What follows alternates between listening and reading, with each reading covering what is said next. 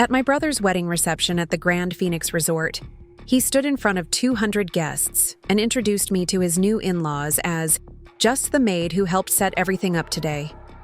The laughter that followed felt like glass breaking inside my chest. But as I watched him bask in the amusement he'd created at my expense, I slowly reached into my purse and pulled out the manila envelope I'd been carrying for months. "Actually, Ryan," I said, my voice cutting through the chatter, "there's something Dad left for you to understand about who I really am." What happened next silenced that ballroom forever. Before we jump back in, tell us where you're tuning in from.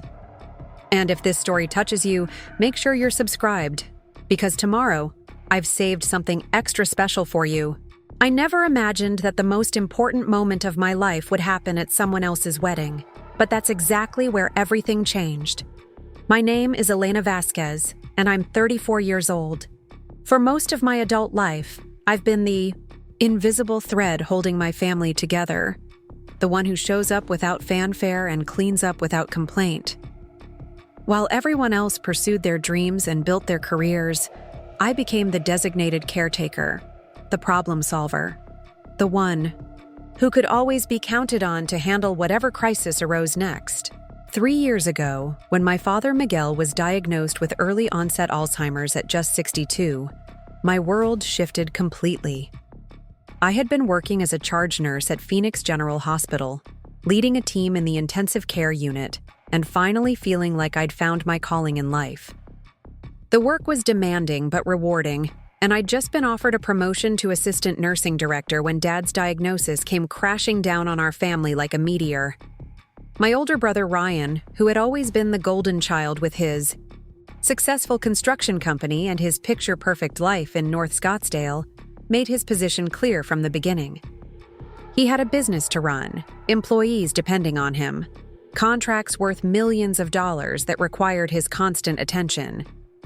He couldn't possibly take time away from his responsibilities to care for Dad. Besides, as he pointed out with his trademark blend of logic and manipulation, I was the nurse in the family. Wasn't this exactly the kind of thing I was trained for? So I made the decision that would define the next 3 years of my life. I took a leave of absence from the hospital, moved back into my childhood home in Central Phoenix, and became Dad's full-time caregiver. It wasn't supposed to be permanent, just until we could figure out a better long-term solution. But as anyone who's dealt with Alzheimer's knows, there is no better solution. There's only love, patience, and the gradual acceptance that the person you're caring for is slipping away a little more each day. Those 3 years passed like a strange dream. My days became structured around Dad's medication schedule, his physical therapy appointments, and the increasingly complex challenge of keeping him safe as his memory deteriorated. I learned to read the signs of his confusion, to redirect his anxiety when he couldn't remember where he was, and to find joy in the brief moments when his eyes would clear and he'd recognize me completely. The hardest part wasn't the physical exhaustion or even watching Dad's mind fade. It was the isolation. My nursing colleagues moved on without me, advancing in their careers while I measured my achievements in Dad's good days versus bad days. My social life evaporated as friends stopped inviting me to events I could never attend. Dating became impossible when you're caring for someone who might wander out of the house at 3 a.m. if you're not vigilant. Ryan would visit every few weeks, usually on Sundays, bringing flowers or takeout and staying for exactly long enough to ease his conscience. He'd talk loudly about his latest construction projects, as if volume could penetrate the fog of Dad's condition, and then he'd leave with promises to visit more often that we both knew he wouldn't keep. After he left, I'd often find Dad standing at the window, looking confused and asking when that nice man was coming back. My mother had passed away from breast cancer 5 years earlier, and her absence felt particularly sharp during those caregiving years. She would have known how to balance Ryan's needs with mine, how to make sure I didn't disappear completely into the role of caretaker. But without her gentle guidance, the family dynamics defaulted to their old patterns, with Ryan as the successful son whose time was too valuable to waste, and me as the reliable daughter whose sacrifices were simply expected. When Dad died last spring, peacefully in his sleep after a particularly difficult week, I felt a complex mixture of grief and relief that I'm still processing. The funeral was beautiful, held at St. Maria's Catholic Church where our family had attended Mass for decades. Ryan delivered a moving eulogy about Dad's legacy as a hardworking man who'd built a successful landscaping business from nothing and raised his children to value family above all else. Sitting in the front pew, listening to my brother speak eloquently about family values while I'd been the only one living those values for the past 3 years, I felt a familiar ache of invisibility. But I told myself that grief affects everyone differently, that Ryan was doing his best to honor Dad's memory in his own way. The weeks following the funeral were a blur of legal paperwork, estate matters, and the strange adjustment to having my time be my own again. I expected to feel lighter without the constant responsibility of caregiving, but instead I felt unmoored, like I'd forgotten how to exist as an individual rather than as someone's caretaker.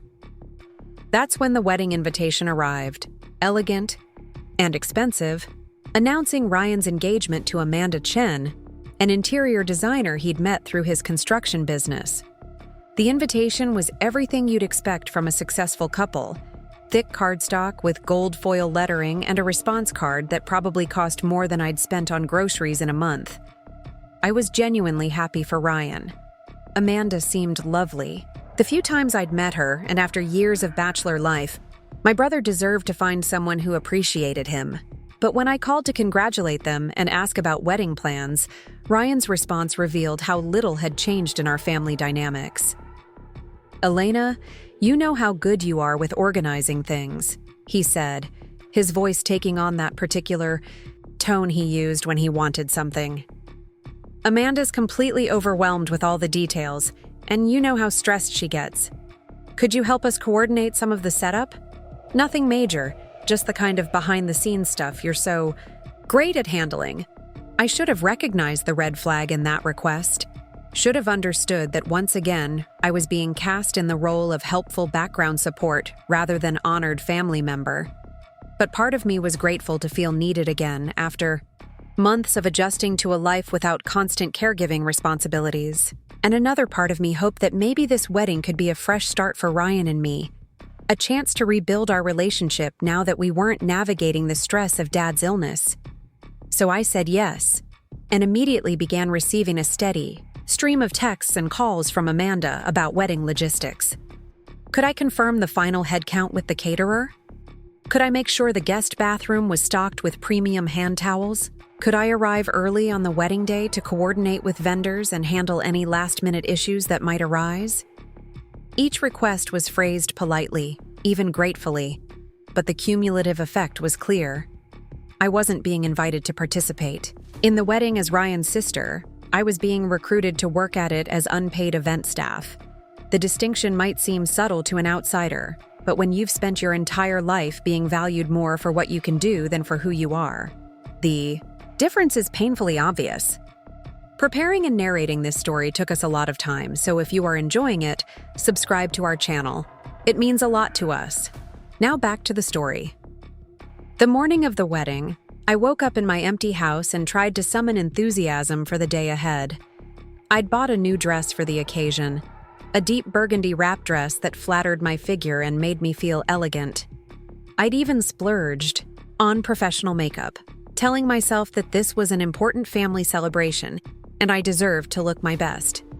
But as I drove through the desert landscape toward the Grand Phoenix Resort, fighting Saturday morning traffic and thinking about all the tasks waiting for me at the venue, I couldn't shake the feeling that I was driving to work rather than to a celebration.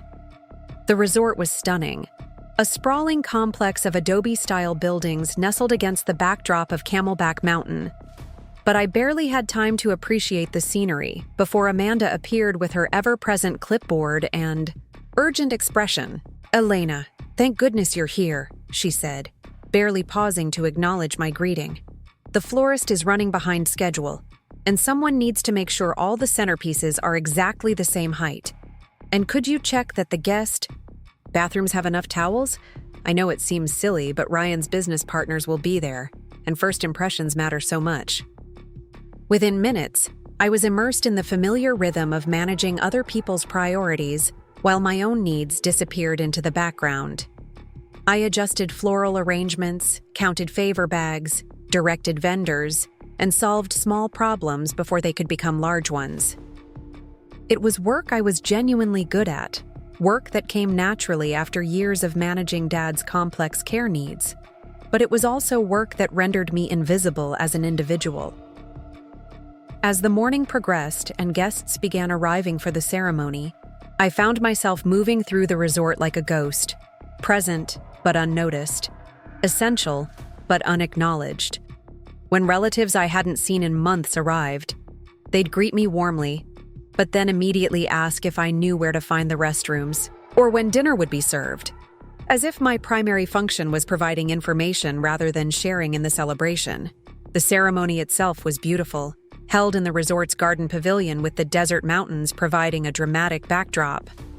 Ryan looked handsome in his black tuxedo, his usual confidence amplified by the significance of the moment. Amanda was radiant in her designer gown, and when they exchanged vows, there was genuine love and joy in their faces that made me happy, despite my growing frustration with my role in their celebration. But even during the ceremony, I couldn't fully relax and enjoy the moment. Part of my attention was always scanning for potential problems, checking that elderly relatives were comfortable in the heat, making sure the photographer had clear sight lines, being ready to handle whatever crisis might emerge. It's the curse of being the designated problem solver in any situation. You never get to be fully present because you're always anticipating what might go wrong next. After the ceremony, during the cocktail hour, I tried to shift into guest mode and actually enjoy the celebration. I accepted a glass of wine from a passing server and attempted to join conversations with family members I rarely saw outside of weddings and funerals. But even then, people kept approaching me with questions and requests, treating me as an extension of the wedding staff rather than as a guest with my own right to enjoy the party. The breaking point came during the reception, when Ryan was making his rounds with Amanda, introducing her to family members and business associates she hadn't met before. I watched from across the elegantly decorated ballroom as they approached Dad's old business partner, Carlos Rodriguez, and his wife Maria. Carlos had been like an uncle to Ryan and me growing up, and I expected this to be one of those warm family moments that make weddings special. I could see Ryan gesturing in my direction, and for a moment, my heart lifted thinking he might be about to include me in something meaningful. Maybe he'd mention how I'd cared for Dad during his final years, or acknowledge the work I'd put into making this day perfect, or simply introduce me as his sister with the same pride he'd shown when introducing Amanda. Instead, what I heard from across the room was my brother's voice, loud and clear and casually cruel, reducing me to my function rather than celebrating my identity. "Oh, that's just Elena," he said with the kind of dismissive laugh that suggested he was sharing an amusing family anecdote. "She's basically been our family's maid since Mom died, always cleaning up after everyone and managing all the details. She organized half this wedding, honestly. Don't know what we'd do without our little problem solver." The laughter that followed felt like a physical blow. Carlos and Maria Rodriguez, who had known me since I was a child, who had watched me, graduate from nursing school and cheered my accomplishments, now looked at me with the polite sympathy reserved for service workers rather than the warmth reserved for family. Other guests nearby chuckled along, not maliciously, but with the casual cruelty of people who don't realize they're participating in someone's humiliation. "Elena's always been great with the behind-the-scenes stuff," Ryan continued, completely oblivious to the devastation he was causing. "Never much for being the center of attention, but man, can she fold napkins and coordinate vendors like nobody's. Business."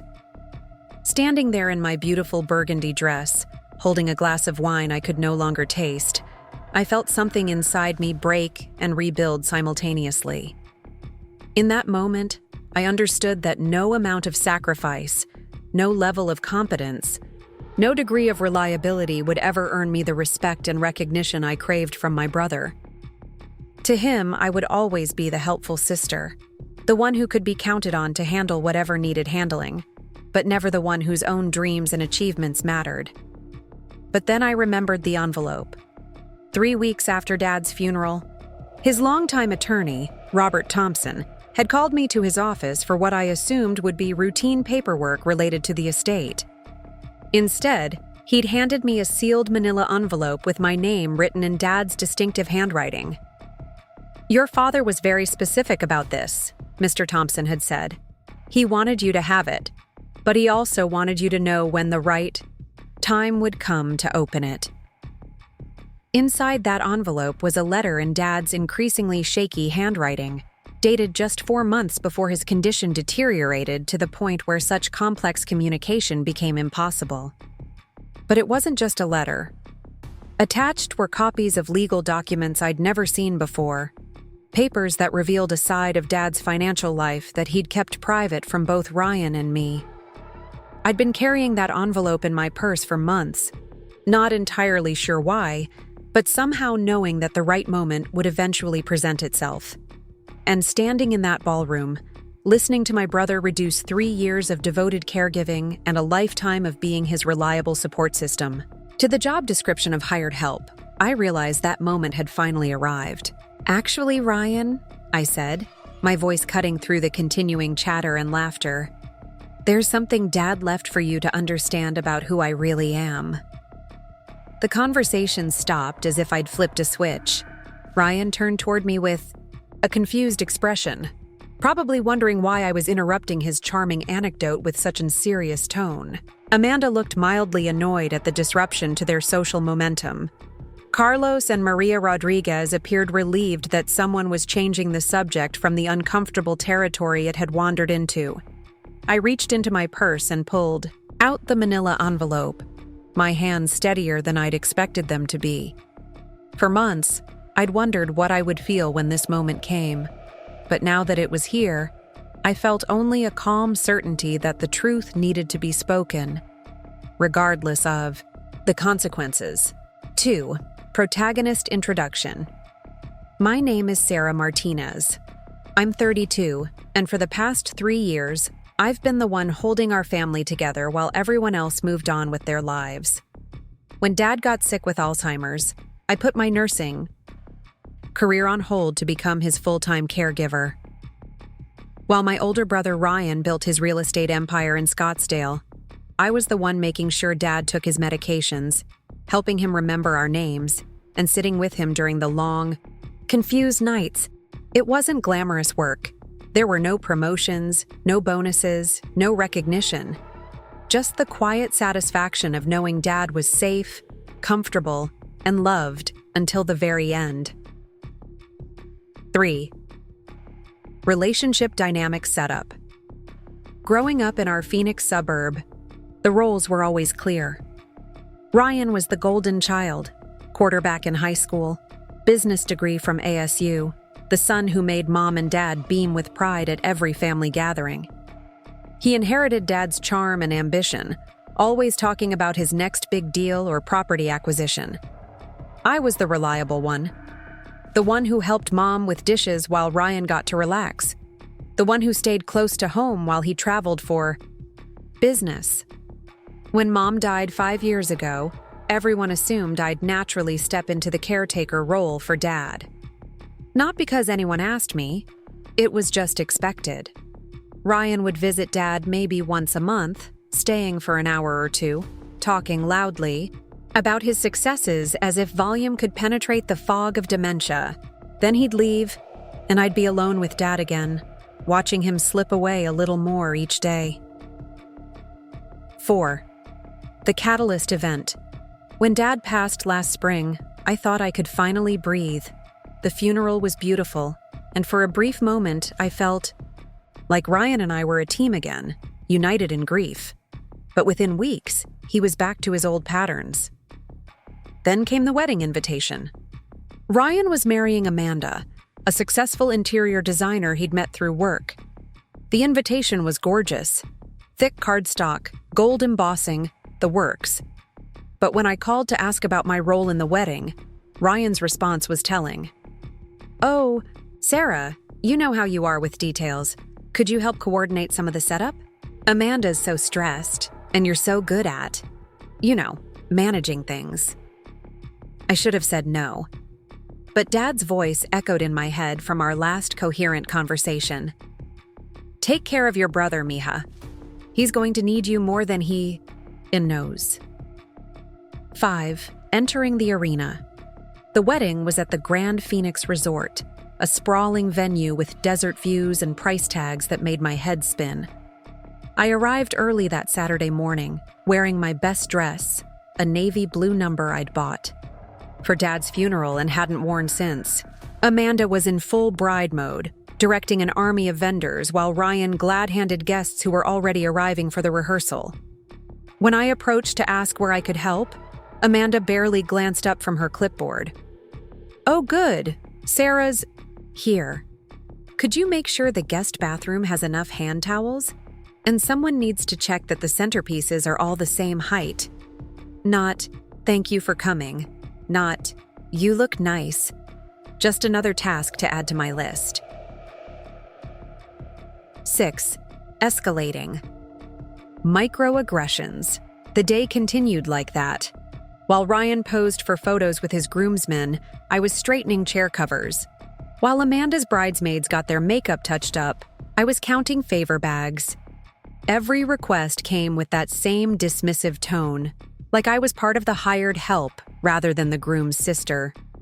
During the cocktail hour, I tried to join conversations with relatives I hadn't seen in months. But every time, someone would interrupt to ask me to find more napkins or check on the ice supply. Even Aunt Maria, who used to babysit me, looked right through me to ask if I knew when dinner would be served. I started to feel invisible, like I was watching the wedding from behind glass. This was supposed to be a celebration of family, but I felt more alone than I had in years. 7. The setup for humiliation. After the ceremony, during the cocktail reception, Ryan was making rounds with Amanda, introducing her to family members she hadn't met yet. I watched from across the room as they approached Dad's old business partner, Mr. Rodriguez, and his wife. I could see Ryan gesturing in my direction, and I assumed he was finally going to include me in something meaningful. Maybe he'd mention how I cared for Dad, or thank me for all the help with the wedding. I started walking over, smoothing my dress, practicing a smile. That's when I heard it. 8. The public humiliation. "Oh, that's just Sarah," Ryan said with a laugh, loud enough for half the room to hear. "She's basically been our family maid since Mom died, always cleaning up after everyone, managing the details. She helped set all this up today too. Honestly, don't know what we'd do without our little organizer." The group chuckled politely. Mrs. Rodriguez gave me a sympathetic look that somehow made it worse. Mr. Rodriguez nodded awkwardly, clearly uncomfortable with the introduction. "Sarah's great with the behind-the-scenes stuff," Ryan continued, oblivious to the stunned look on my face. "Never been much for the spotlight, but boy can she fold napkins and arrange flowers." More laughter. Amanda beamed at her new husband, like he'd just told the most charming story in the world. I stood there, frozen, holding a glass of champagne I couldn't remember picking up. In one casual moment, Ryan had reduced 3 years of caregiving, a lifetime of support, and a nursing degree to basically our family maid.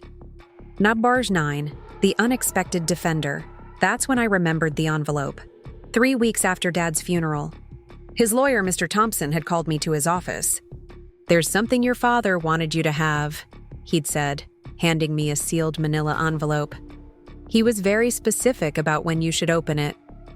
Inside was a letter in Dad's shaky handwriting, dated just months before his memory started, failing completely. At the bottom were copies of legal documents I'd never seen before. I'd been carrying that envelope in my purse ever since, not sure why, but somehow knowing this moment would come.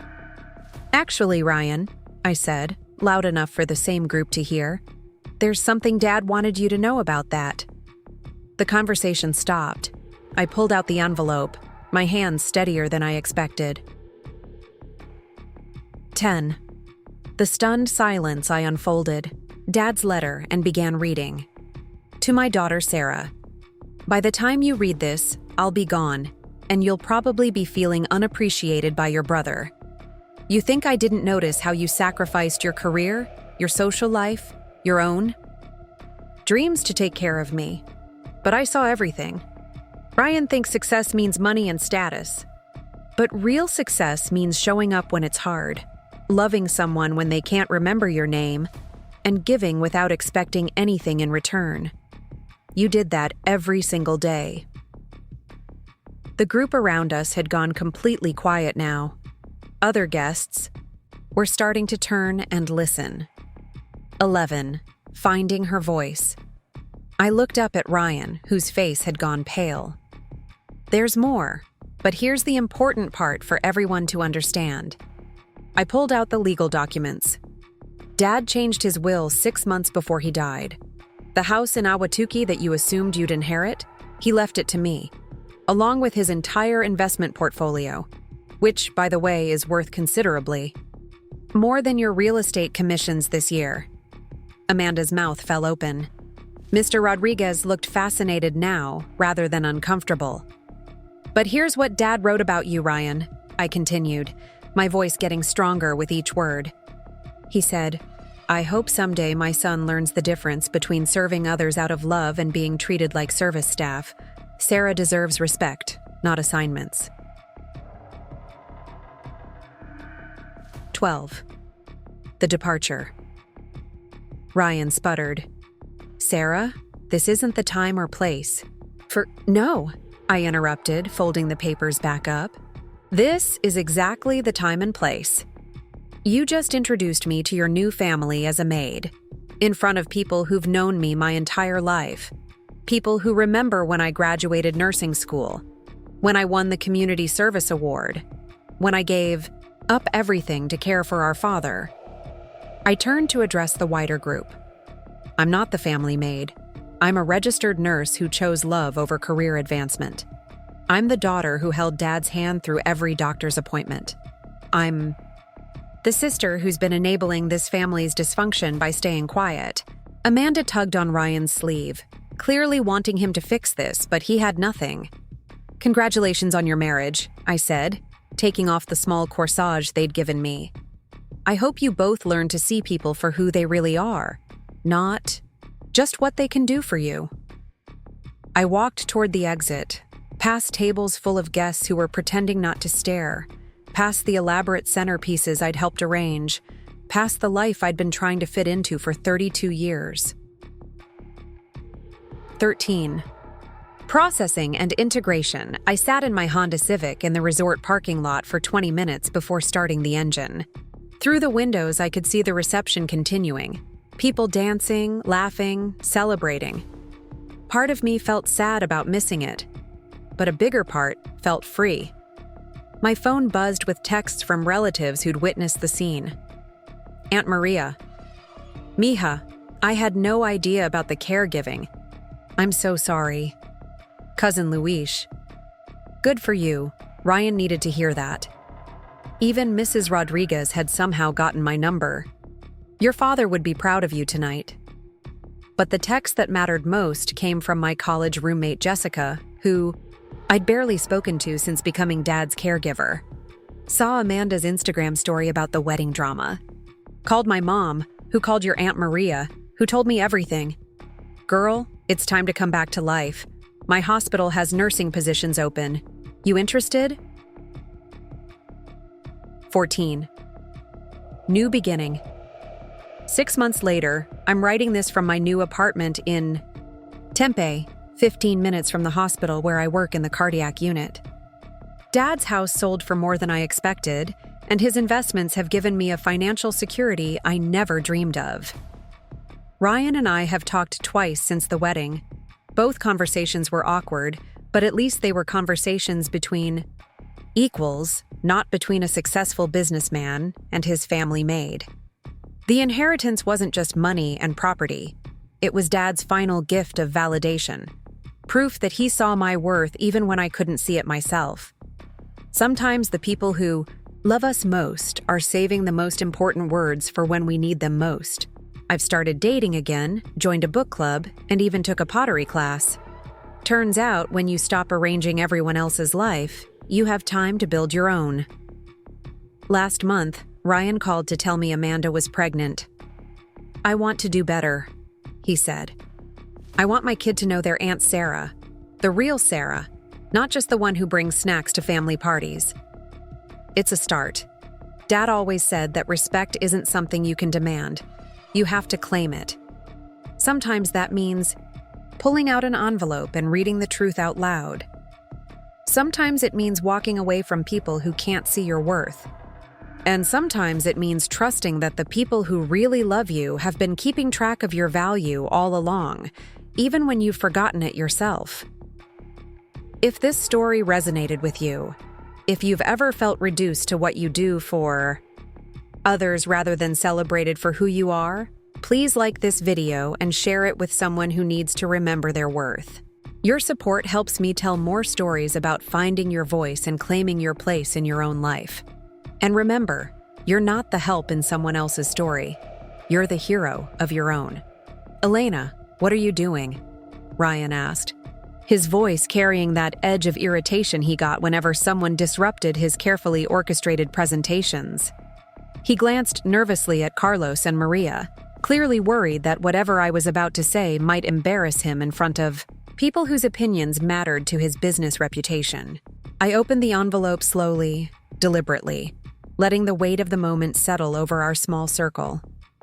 The ballroom continued buzzing with conversation and clinking glasses around us, but our corner had fallen into an expectant silence that felt charged with possibility.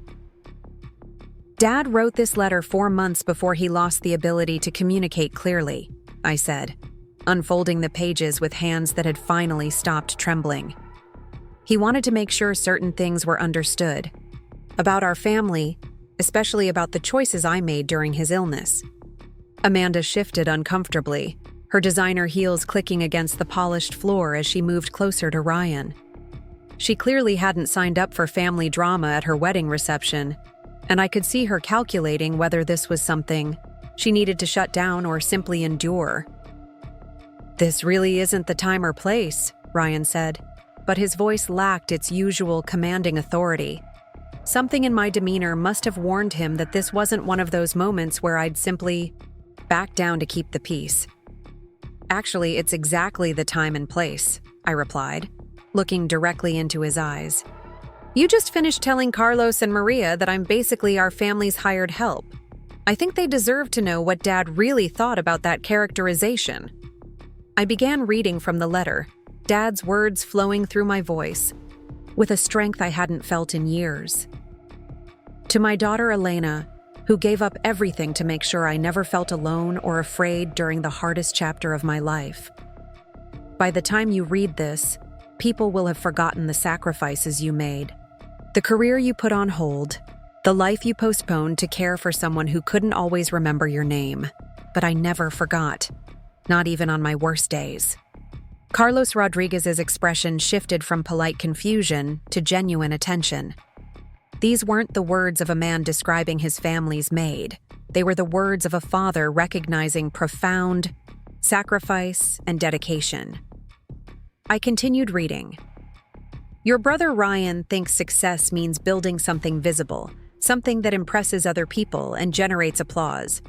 He's good at what he does, and I'm proud of the business he's built. But you, Elena, you understand that the most important success happens in quiet moments, in small acts of love that nobody else witnesses." Ryan's face had gone pale, and I could see him beginning to understand that this wasn't just a sentimental letter from a dying father. There was something more substantial coming, something that would reshape his understanding of our family dynamics. "Dad wrote this on one of his good days," I explained to the group, though my eyes never left Ryan's face.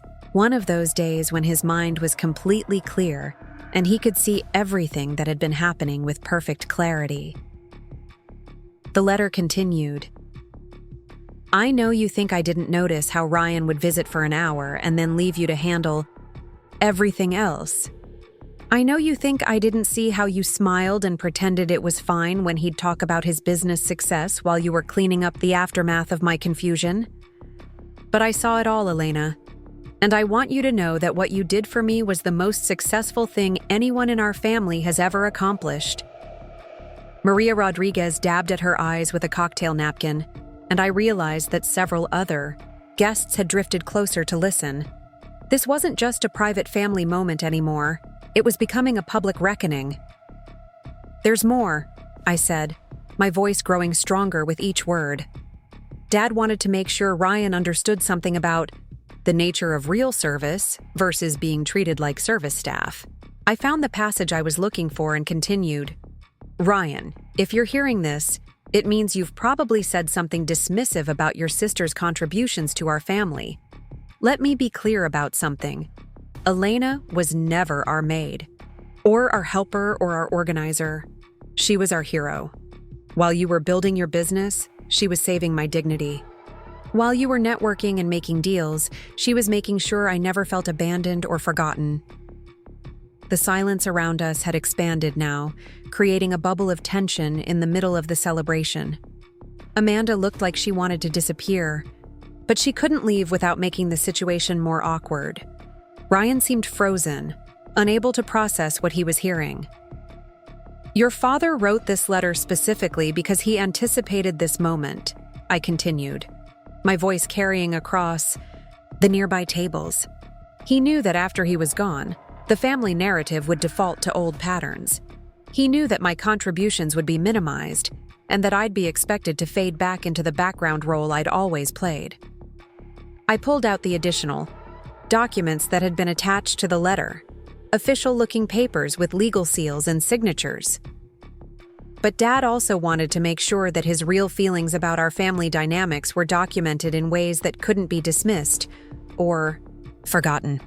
The legal documents rustled as I unfolded them, and I could see Ryan's construction-trained eye recognizing the format of official paperwork even before he understood what he was looking at.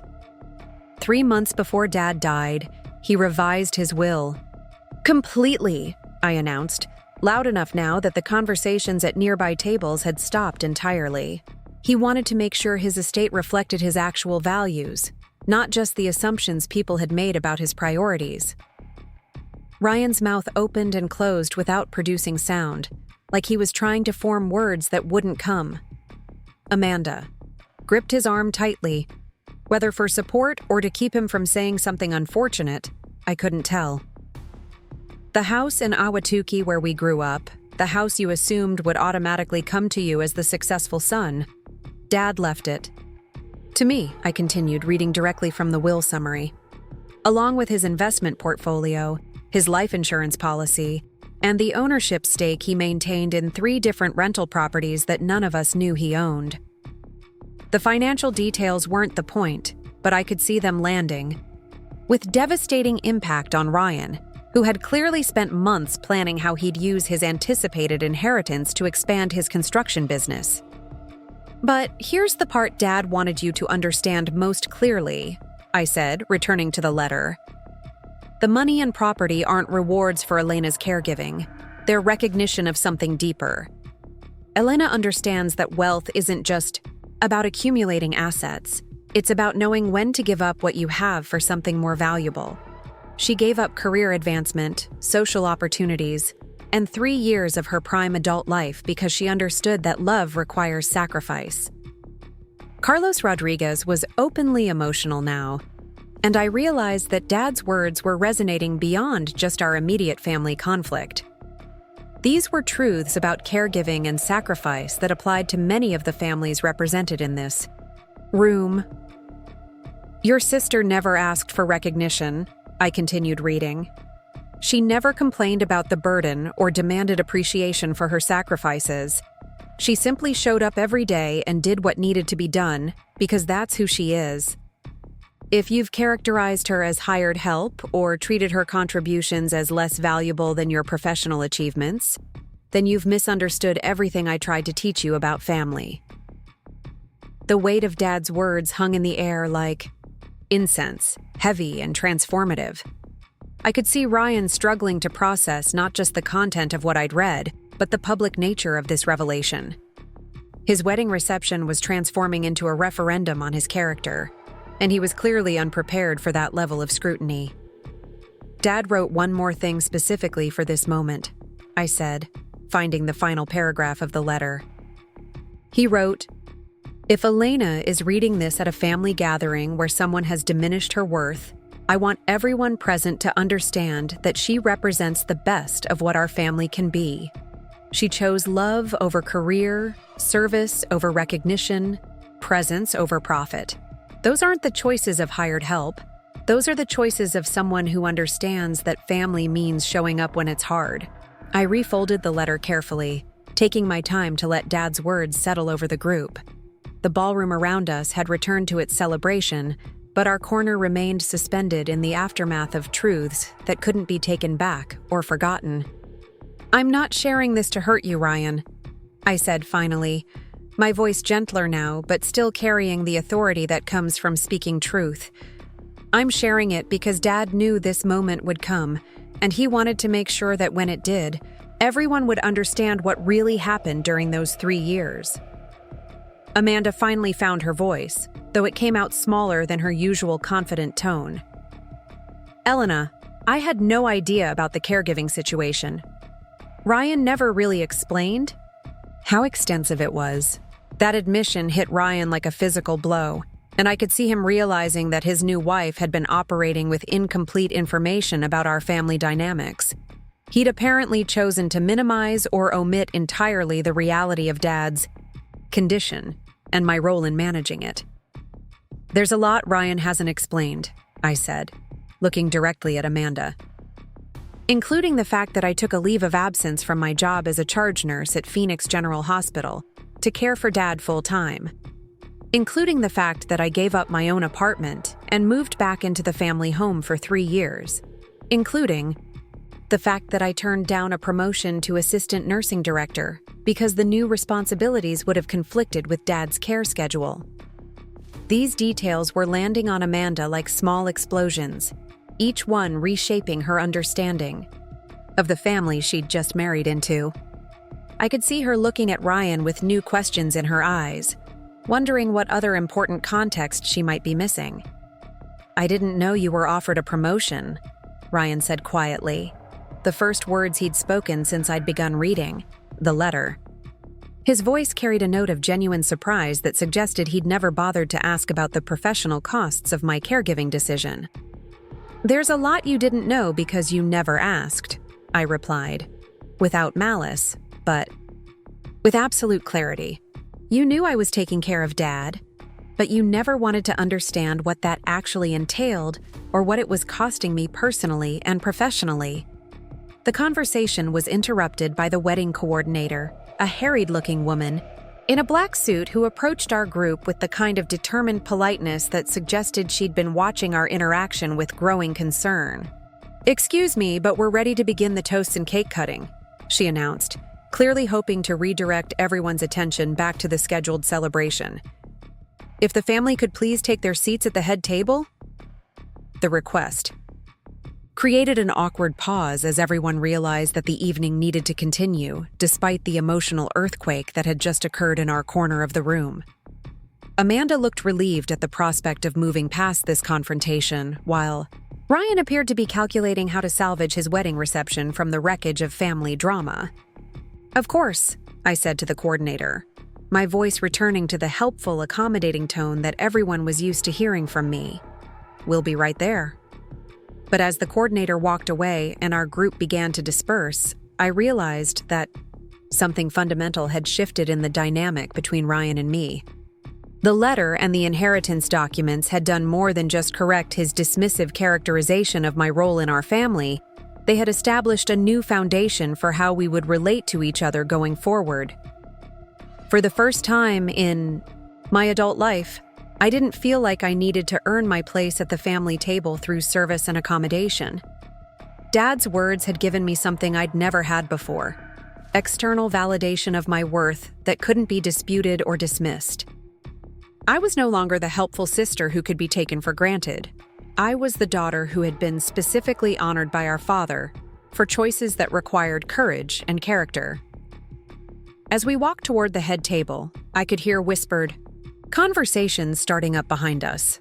Word of the inheritance revelation would spread through the wedding reception like wildfire, carried by relatives and family friends who would undoubtedly share their own opinions about family dynamics and caregiving responsibilities. But for the first time, I wasn't worried about what people might say or think about our family's private business. The truth had been spoken, witnessed, and documented.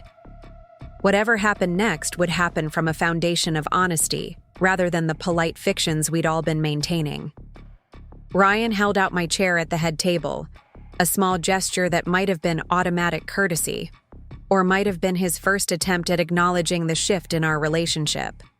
As I sat down, I noticed that several guests were looking at me with expressions I wasn't used to seeing. Expressions that suggested they were seeing me as an individual with my own story, rather than as background support for someone else's narrative. The evening continued with toasts and cake cutting and all the traditional elements of a wedding celebration, but everything felt different now.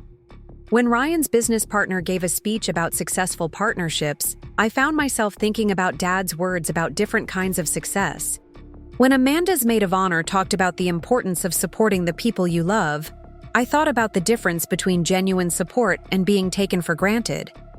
During the cake cutting, as I watched Ryan and Amanda perform the ritual, feeding of cake to each other while photographers snapped pictures, I realized that this was probably the last family event where I would be content to remain in the background.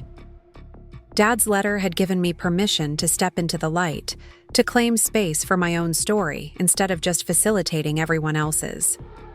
The revelation of the inheritance had been shocking, not just for its financial implications, but for what it represented about Dad's true feelings regarding our family dynamics.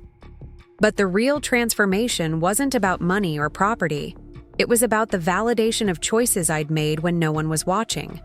The recognition of sacrifices I'd never expected to be acknowledged. As the evening progressed and the dancing began, I found myself in conversations with relatives I'd barely spoken to in years. But now they were asking about my nursing career, about my plans for returning to work, about my experiences as a caregiver.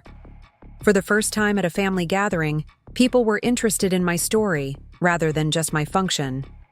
Aunt Carmen, Dad's youngest sister, pulled me aside during a quiet moment and told me something that brought tears to my eyes. "Your father called me every few weeks during his illness," she said. "He never talked about being sick or feeling sorry for himself. He only talked about how proud he was of you, how amazed he was by your patience and dedication. He said you were the strongest person in our entire family." These conversations were healing something in me that I hadn't even realized was broken. For 3 years, I'd operated on the assumption that my caregiving was noticed, but not particularly valued, that it was seen as an extension of my helpful nature rather than as a choice that required significant personal sacrifice. But Dad had seen everything clearly, had understood the full scope of what I was giving up, and had found ways to communicate that understanding even as his ability to express complex thoughts was deteriorating. The letter wasn't just a correction of Ryan's dismissive attitude. It was a love letter from a father who had been paying attention even when his mind was failing. When the wedding reception finally began winding down, as guests started saying their goodbyes and the photographers packed up their equipment, I found myself alone for a few minutes on the resort's outdoor terrace. The desert night was clear and cool, with stars visible above the city lights, and for the first time in months, I felt like I could breathe deeply without anxiety about what crisis might be waiting at home. Ryan found me there, holding 2 cups of coffee from the dessert station. He offered me one without speaking, and we stood together in comfortable silence for several minutes, processing everything that had happened during what was supposed to be a celebration of his new beginning. "I owe you an apology," he said finally, his voice quiet but sincere. "Not just for tonight, but for the past 3 years. I convinced myself that you were handling Dad's care because you wanted to, because it came naturally to you as a nurse. I never let myself think about what it was costing you." His words were a start, but I could hear in his tone that he still didn't fully understand the scope of what had happened between us. The apology was for his insensitivity, not for the fundamental assumption that my time and career were less valuable than his. "The nursing background helped with the practical aspects," I said carefully, "but it didn't make the emotional burden any easier. Watching someone you love disappear gradually, being responsible for their safety and dignity every single day, that's not easier just because you understand the medical aspects of what's happening." Ryan nodded, but I could see him struggling to fully comprehend the magnitude of what I'd taken on. Like many people who've never been primary caregivers, he seemed to think that professional training somehow made the personal cost less significant. Dad's will, the inheritance. I had no idea he'd been thinking about things that way, he continued. "I guess I assumed he saw my business success as the main contribution to the family's future." There it was, the underlying assumption that had shaped our family dynamics for years. Ryan had built his identity around being the successful son, the one whose achievements reflected well on the family name, while my contributions were seen as maintenance rather than achievement. "Success isn't just about building something visible," I said, echoing Dad's words from the letter. "Sometimes the most important work happens quietly, in ways that don't generate applause or recognition." We finished our coffee in thoughtful silence, both of us processing the reality that our relationship would need to be rebuilt from this new foundation of honesty. The wedding reception was ending, but in many ways, the real work of our family was just beginning. As guests began leaving and Amanda started gathering her things, I realized that I felt fundamentally different than I had when I arrived that morning. I'd entered the day as Ryan's helpful sister, the reliable family member who could be counted on to handle logistics and stay in the background. But I was leaving as Elena Vasquez, the daughter who had earned her father's highest praise, the nurse who had made courageous professional sacrifices, the woman whose story deserved to be told and honored. The manila envelope was back in my purse now, but its contents had changed everything. Dad's letter had given me something I'd never had before, the unshakable knowledge that my choices had been seen, understood, and valued by the person whose opinion mattered most. Tomorrow, I would begin the process of rebuilding my life as someone who no longer needed to earn her place through service and accommodation. But tonight, I was simply grateful for a father who had found a way to speak his truth even after death, and for the courage to share that truth when the moment demanded it. The silence following my reading of Dad's letter stretched across the Grand Phoenix Resort ballroom like a held breath. I could feel the weight of dozens of eyes watching our family tableau, waiting to see how this unprecedented moment would resolve itself.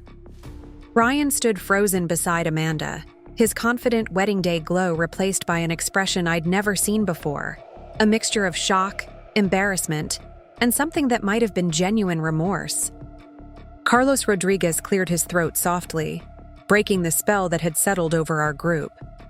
"Miguel was a wise man," he said quietly, his voice carrying the authority of someone who had known our family for decades.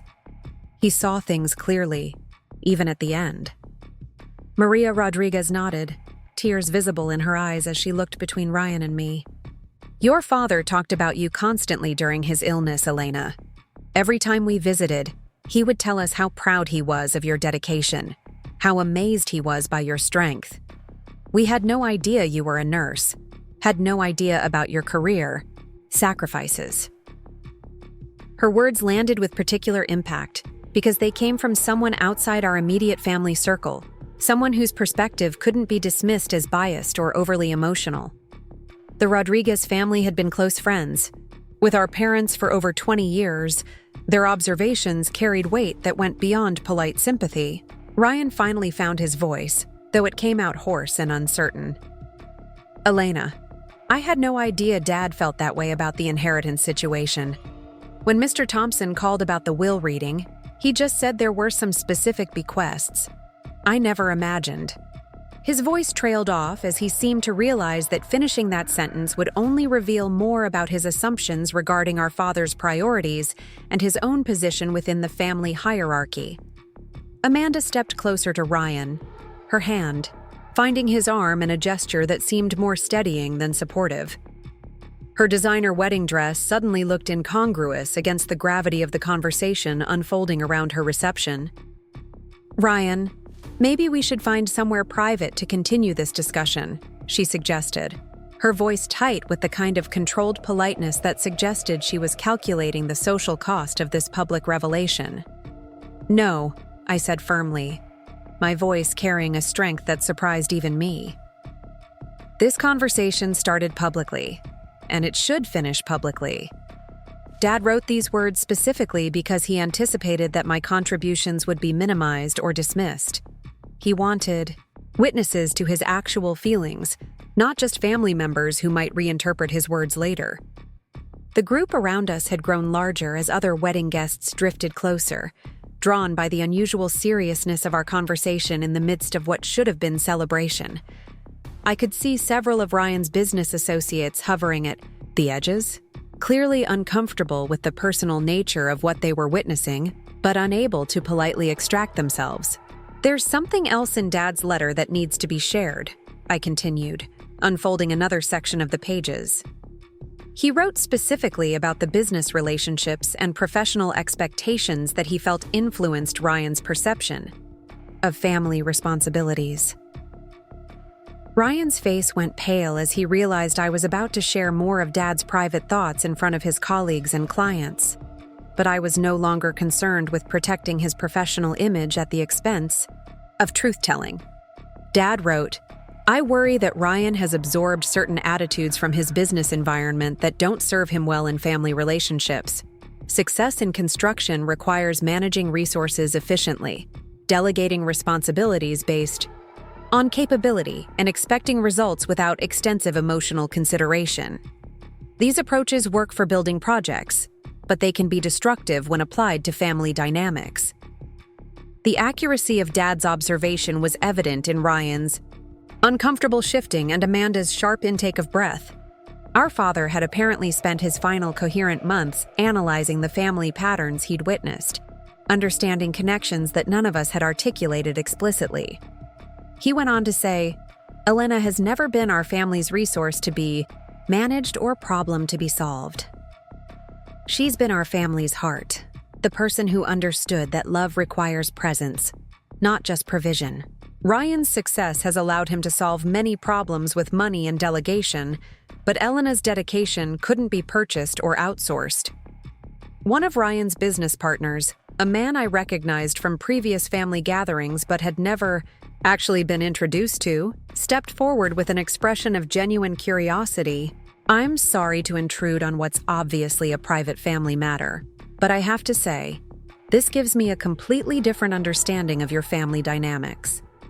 Ryan, you've never mentioned your sister's medical background or her caregiving role with your father." The observation was delivered without malice, but it highlighted something important about how Ryan presented our family narrative in his professional circles. Just as he'd introduced me to the Rodriguez family as basically our family maid, he'd apparently never shared the reality of my education, career, or sacrifices with his business associates. "Elena is a registered nurse," Amanda said suddenly, her voice carrying a note of discovery that suggested this was news to her as well. "She gave up her position at Phoenix General Hospital to care for your father full-time. I had no idea about any of this when I asked her to help coordinate wedding logistics." The admission revealed another layer of the problem that Dad's letter had identified. Ryan hadn't just minimized my contributions to our family. He'd apparently never provided his fiancée with accurate information about my background or the nature of my caregiving role. "Amanda, you didn't know Elena was a nurse?" Maria Rodriguez asked, her voice carrying a note of disbelief that suggested the oversight was almost incomprehensible to someone from their generation. Amanda shook her head, looking genuinely distressed by the revelation. "Ryan told me she was helping with his father's care. but he made it sound like a natural family arrangement, not a professional sacrifice. I would never have asked her to handle vendor coordination and set up tasks if I'd understood her actual background. This exchange was illuminating in ways that went beyond our immediate family dynamics. It revealed how thoroughly Ryan had compartmentalized different aspects of his life, sharing information selectively in ways that supported whatever narrative was most convenient for each relationship. I could see him beginning to understand the cumulative impact of these choices, the way his casual dismissiveness had rippled through multiple relationships and created false impressions that ultimately diminished not just my contributions, but his own character. "There's one more section of Dad's letter that I think needs to be shared," I said, finding the final page of his handwritten message. He wrote something specifically about the wedding, about his hopes for Ryan's marriage and future family. Amanda's attention sharpened immediately, clearly recognizing that whatever Dad had written about her husband's marriage would have direct relevance to her own future. He wrote, "I hope Ryan's marriage will teach him things about partnership that he didn't learn from watching his parents' relationship. Your mother and I fell into traditional patterns that didn't always serve us well, particularly around recognizing and valuing different types of contribution. I don't want Ryan to repeat those mistakes with Amanda, and I especially don't want him to raise children who see some people as helpers and others as achievers." The prophetic nature of Dad's concerns was evident in the current situation, where Ryan's wedding reception had become the site of exactly the kind of recognition crisis that Dad had anticipated.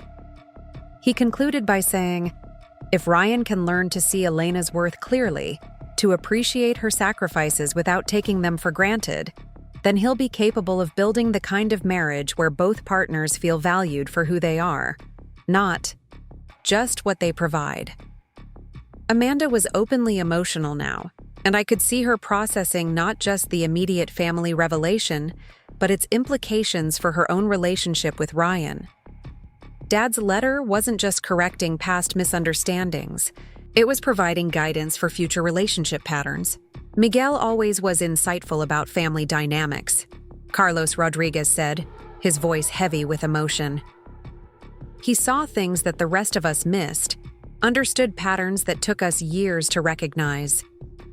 The validation from Dad's longtime friend carried particular weight because it came from someone who had observed our family from the outside, someone whose perspective wasn't colored by the internal dynamics that had shaped our relationships. Ryan looked around the group, seeming to realize for the first time that his casual treatment of my contributions hadn't just affected our sibling relationship, but had influenced how other people perceived both of us.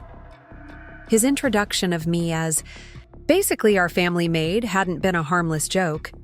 It had been a public misrepresentation that diminished my accomplishments while reflecting poorly on his own character. "I need to apologize," he said finally, his voice carrying none of its usual confidence. "Not just to Elena, but to everyone here. I've been representing our family situation in ways that weren't accurate or fair. I didn't realize how my words were affecting people's understanding of what actually happened during Dad's illness." His apology was a start, but I could hear in his phrasing the same tendency toward abstract acknowledgement, rather than specific behavioral change that had characterized our family dynamics for years. "Ryan, the apology matters, but what matters more is understanding why the misrepresentation happened in the first place," I said gently but firmly. It wasn't just careless word choice. It was a fundamental assumption about whose time and career were expendable when family crises arose. Amanda nodded emphatically, clearly beginning to understand the deeper issues that Dad's letter had revealed. "Elena's right. This isn't just about tonight's introduction, it's about patterns that probably go back years." Her willingness to engage with the systemic nature of the problem suggested that she might be an ally in creating healthier family dynamics going forward. As Ryan's wife, her perspective would carry significant influence in how he approached future family relationships. "What would Dad want us to do with this information?" Ryan asked, the question revealing his genuine confusion about how to proceed from this moment of revelation. I looked down at the letter one final time, finding the guidance that Dad had provided for exactly this situation. He wrote, "If this letter is being read at a family gathering, it means Elena has finally found the courage to speak her truth. The best way to honor both her courage and my memory would be to listen without defensiveness, to acknowledge the patterns that need changing, and to commit to building family relationships based on mutual respect rather than convenient assumptions." The wisdom in Dad's words was evident to everyone present, but implementing that wisdom would require sustained effort and genuine commitment to change rather than just momentary embarrassment followed by a return to old patterns. "I think your father would also want this evening to end on a positive note," Maria Rodriguez said diplomatically. "This has been important truth-telling, but it's still Ryan and Amanda's wedding day. Perhaps we could find a way to honor both. The seriousness of these revelations and the celebration you're meant to be having." Her suggestion provided a graceful transition away from the intensity of our confrontation, while acknowledging that the wedding reception needed to continue, despite the emotional earthquake that had just occurred. Amanda seized on the opportunity to redirect the evening's energy. "I think what I'd like most is for Elena to feel genuinely welcomed as my sister-in-law, not as someone who handles logistics for events. Would you be willing to join us for the rest of the reception as a guest rather than a coordinator?" The invitation was meaningful because it represented Amanda's recognition of the role confusion that had characterized my participation in their wedding planning. But more importantly, it offered a way to begin implementing the changes that Dad's letter had called for. "I'd like that very much," I replied, feeling a lightness I hadn't experienced all day. Though I should mention that I actually brought a date tonight. He's been sitting at table 12, probably wondering where I disappeared to for the past hour. This admission surprised everyone, including Ryan, who clearly hadn't realized that I'd moved beyond the isolated caregiver role that had defined my life during Dad's illness. "You brought a date and didn't mention it?" Amanda asked, her voice carrying genuine excitement about this development. "His name is Michael Santos. He's a social worker who specializes in elder care," I explained. "We met at a conference on family caregiving support systems. He understands the challenges involved in what I did for Dad, which makes him easier to talk to than most people." The detail about Michael's professional background was important because it indicated that I was building relationships with people who understood and valued my caregiving experience, rather than seeing it as a limitation or burden. "I'd love to meet him," Amanda said enthusiastically, "and I owe him an apology for monopolizing your attention all evening with wedding coordination tasks." Her eagerness to meet Michael and her acknowledgement of how the evening's responsibilities had interfered with my personal life suggested that she was genuinely committed to seeing me as a complete person rather than just as Ryan's helpful sister. "Michael's actually been wonderful about understanding the family dynamics," I said. "His work with elderly clients means he's seen similar situations where family members make different levels of sacrifice for caregiving responsibilities." Ryan looked uncomfortable with this revelation, probably recognizing that my relationship with someone who understood family caregiving dynamics professionally meant that my experiences during Dad's illness had been witnessed and validated by someone outside our family circle. "I think I'd like to meet Michael too," Ryan said quietly. "And I'd like to apologize to him for not appreciating what you were dealing with during Dad's illness. If he understands caregiving challenges professionally, he probably recognized things about our family situation that I missed completely." His willingness to acknowledge his limitations in front of a stranger suggested that the evening's revelations had genuinely affected his self-perception, rather than just his social embarrassment. As our group began to move back toward the main reception area, I realized that Dad's letter had accomplished exactly what he'd intended. It hadn't just corrected misperceptions about my contributions to our family. It had created a foundation for building healthier relationships going forward. The inheritance revelation had been shocking, but the real transformation was in the conversations and commitments that were emerging from the truth-telling. Ryan and Amanda were both expressing genuine interest in understanding family dynamics they'd previously taken for granted, and I was finally experiencing what it felt like to be seen accurately by the people whose opinions mattered most. Walking back into the ballroom with Dad's letter safely returned to my purse, I felt a profound sense of completion. The words he'd written during his final coherent months had given me permission to claim my own worth, but the courage to share those words publicly had come from my own growth and healing. Michael stood up as he saw me approaching table 12, his face showing relief and curiosity about my extended absence. He'd been patient during my family obligations throughout the evening, but I could see that he was eager to understand what had kept me away for so long. "I'm sorry I disappeared for so long," I said, reaching for his hand as I joined him at our table. There was some important family business that needed to be addressed. His warm smile and gentle squeeze of my hand reminded me of why I'd chosen to bring him to the wedding despite my uncertainty about how the evening might unfold. Michael understood that family relationships require ongoing negotiation and occasional difficult conversations, and he supported my need to engage in those conversations rather than expecting me to avoid conflict for the sake of social harmony. "Everything okay?" he asked quietly, his social worker instincts clearly picking up on the emotional intensity I was still processing. "More than okay," I replied, feeling the truth of that statement settle into my bones. Everything is finally exactly as it should be. As the wedding reception continued around us, with dancing and toasts and all the traditional elements of celebration, I felt Dad's presence in a way that was both comforting and empowering. He'd found a way to give me the greatest gift possible, not just financial security or emotional validation, but the unshakable knowledge that my choices had been witnessed, understood, and honored by someone whose love was beyond question. The evening that had begun with humiliation had transformed into liberation, and I knew that nothing would ever be quite the same again. 6 months after Ryan's wedding, I was standing in the lobby of Phoenix General Hospital wearing scrubs that felt both familiar and foreign after my extended absence. The assistant nursing director badge clipped to my pocket carried weight beyond its official authority. It represented a professional identity I'd fought to reclaim and a future I was finally free to pursue on my own terms. The morning rounds in the cardiac intensive care unit reminded me why I'd fallen in love with nursing in the first place. There's something profoundly meaningful about being present during people's most vulnerable moments, about using clinical expertise in service of healing and comfort.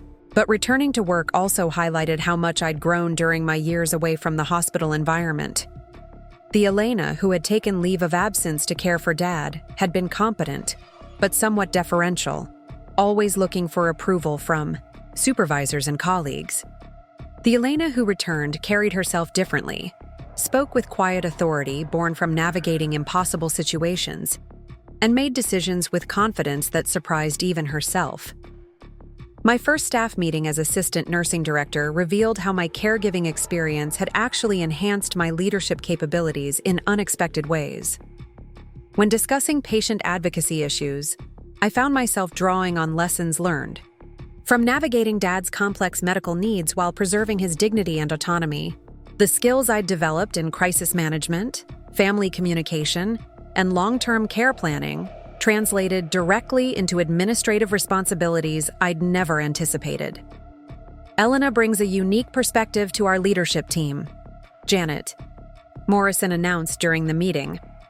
Her experience with extended family caregiving gives her insights into patient and family dynamics that will strengthen our approach to holistic care. For the first time in my professional life, my personal sacrifices were being recognized as valuable experience rather than career gaps that needed explanation or apology. The shift in how others perceived my background reflected my own transformation in how I valued the choices I'd made. The financial security provided by Dad's inheritance allowed me to approach my career with freedom I'd never experienced before. I didn't need this job for basic survival, which paradoxically made me more effective in the role. I could advocate for patients and staff without fear of economic consequences, could speak truth to power when policies didn't serve the people we were meant to help. One afternoon, while reviewing staffing schedules in my office, I received an unexpected visitor. Ryan appeared in my doorway looking uncomfortable but determined, clearly having made an effort to track down my workplace location and visiting. Hours. "I hope it's okay that I came by," he said, fidgeting with his construction company baseball cap. "I wanted to see you in your element, understand better what you gave up during Dad's illness." His presence in the hospital felt surreal, this successful businessman looking slightly out of place among the medical equipment and urgent pace of healthcare delivery. But his willingness to seek me out in my professional environment suggested a genuine desire to understand aspects of my life he'd previously overlooked. I gave him a brief tour of the cardiac unit, explaining the complexity of care coordination, the level of expertise required for critical patient management, and the leadership responsibilities involved in my administrative role.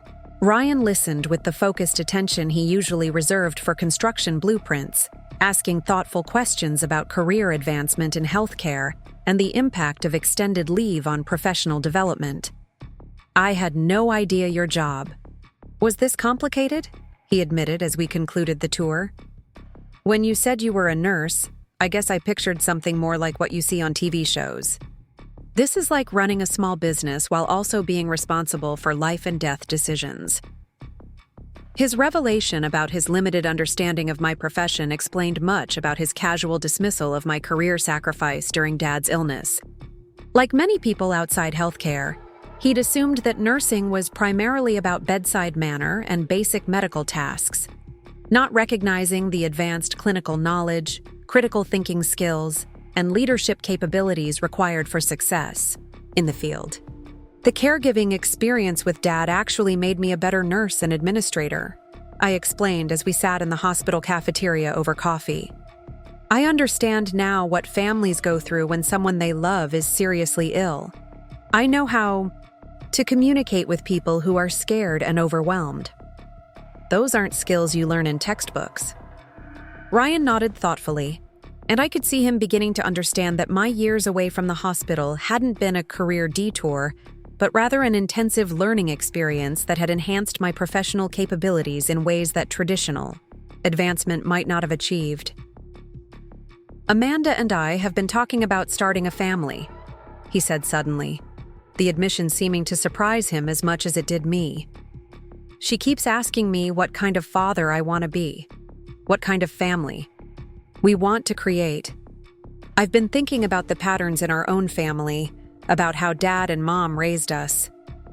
This conversation was venturing into territory we'd never explored before, the generational transmission of family dynamics and the conscious choices required to create healthier patterns.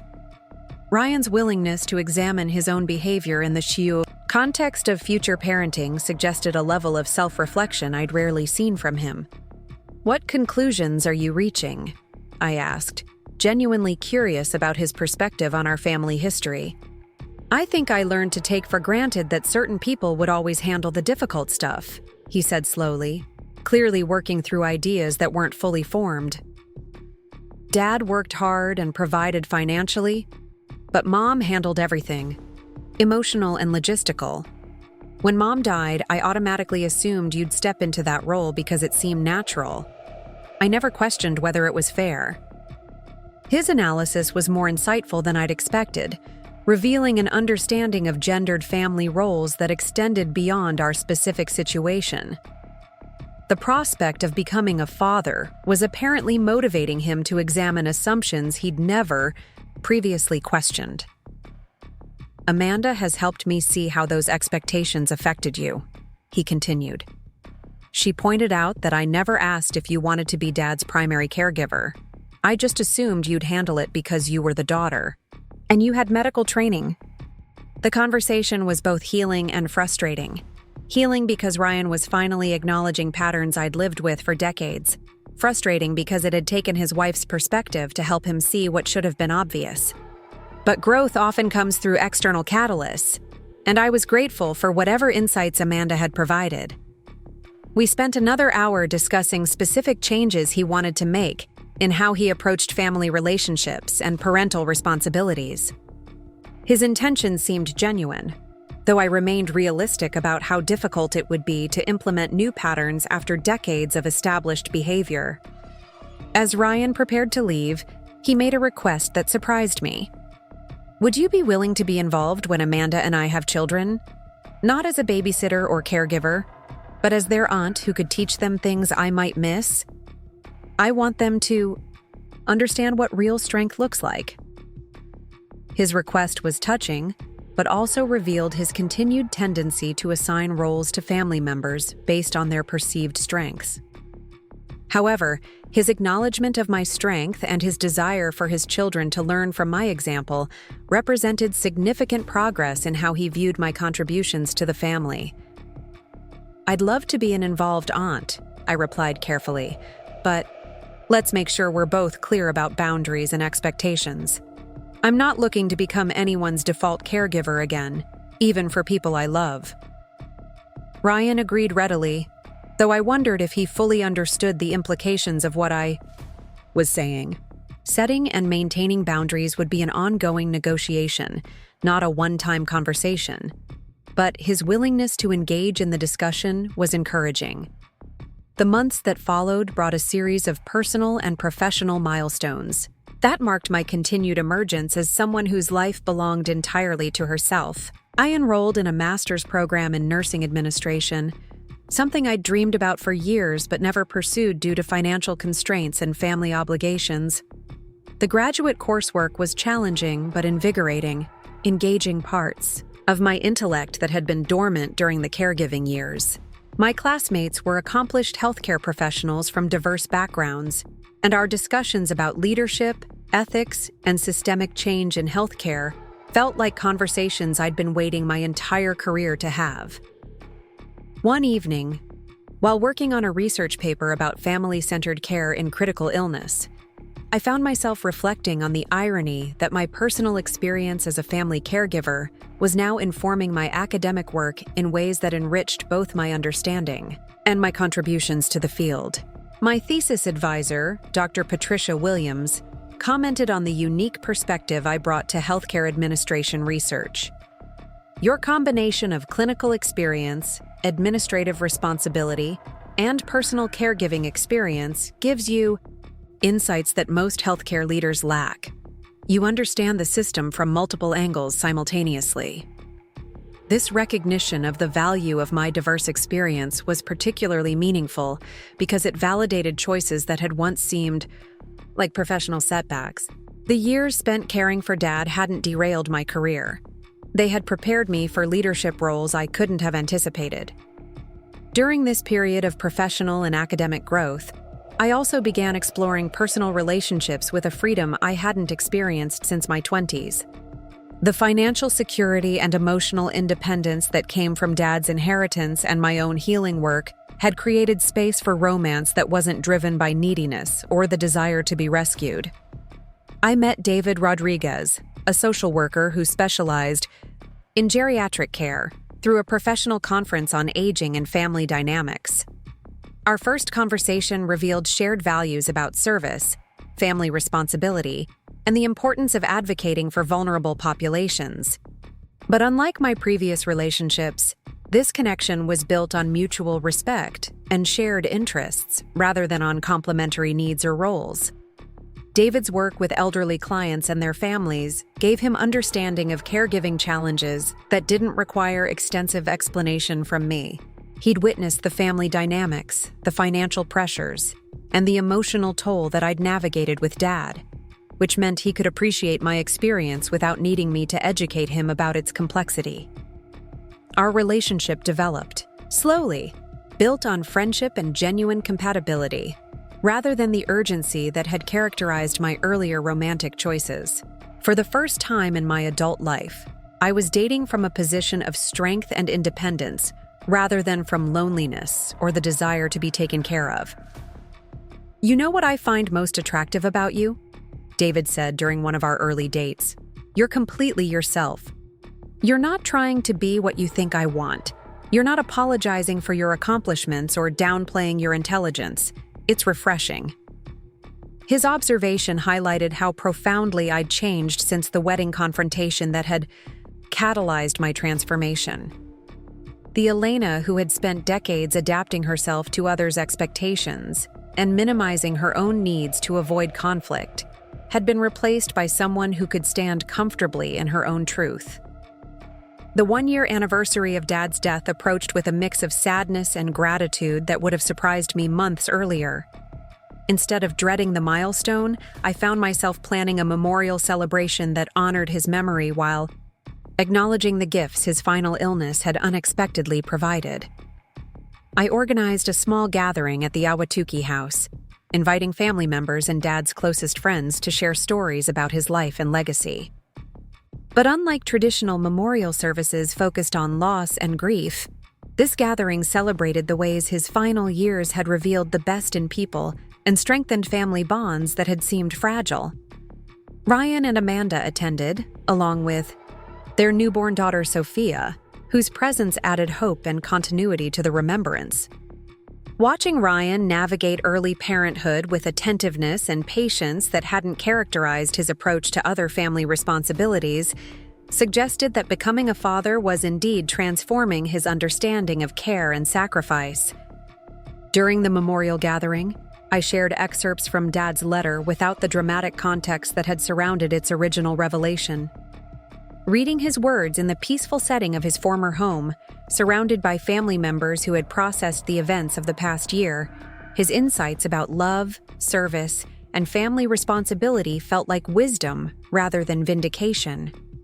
Dad saw things clearly even when his mind was failing in other ways, I told the gathered group.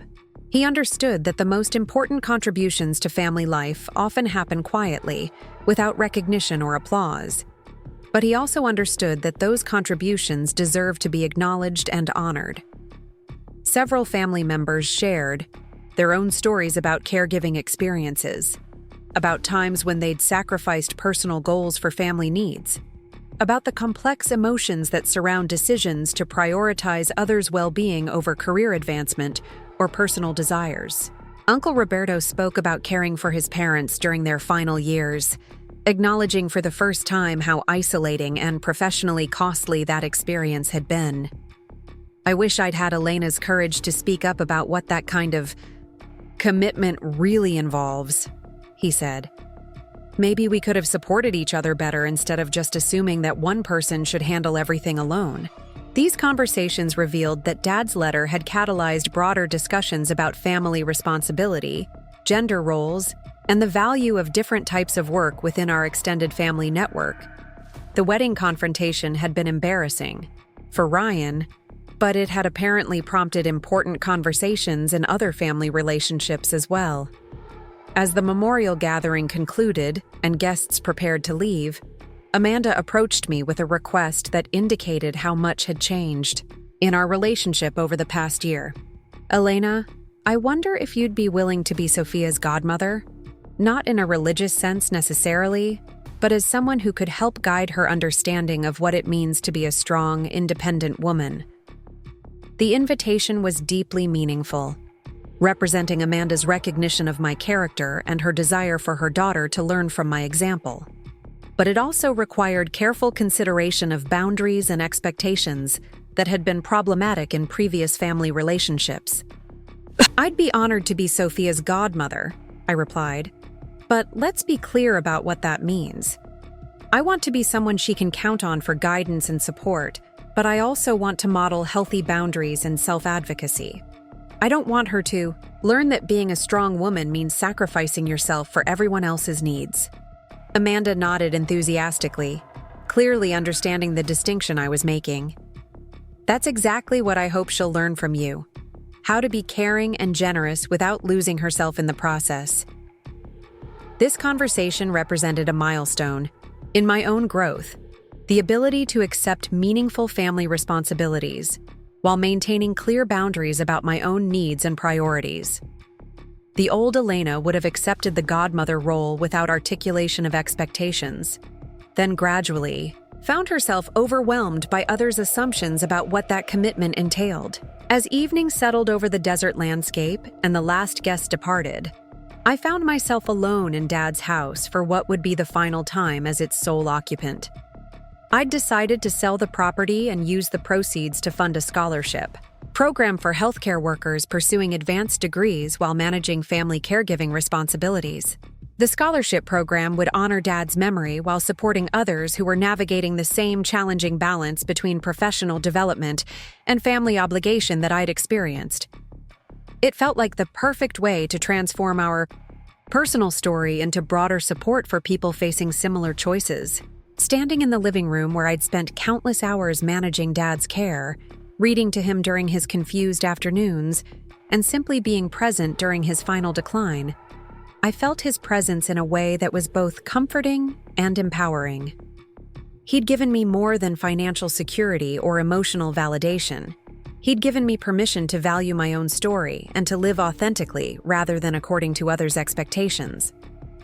The manila envelope that had catalyzed my transformation was now framed on my apartment wall, a reminder of the power of truth spoken with love and the importance of witnessing and honoring the quiet heroism that exists in ordinary families. My phone buzzed with a text from David. "How did the memorial go? I've been thinking about you today." His message represented the kind of supportive relationship I'd never believed I deserved. Someone who understood that my family responsibilities were part of my character without expecting those responsibilities to define my entire identity. I responded, "It was beautiful and healing. Dad would have been proud of how far we've all come. Looking forward to seeing you tomorrow and sharing more about it." As I locked the door of the Awatuki house for the final time and walked toward my car under the star-filled desert sky, I realized that Dad's greatest gift hadn't been the inheritance itself, but the courage to claim my own worth. The money and property had provided security, but the letter had provided something more valuable: unshakable knowledge that my choices had been seen, understood, and honored by someone whose opinion mattered more than public recognition or family approval. The Elena who had walked into Ryan's wedding reception as the helpful sister who stayed in the background was gone forever.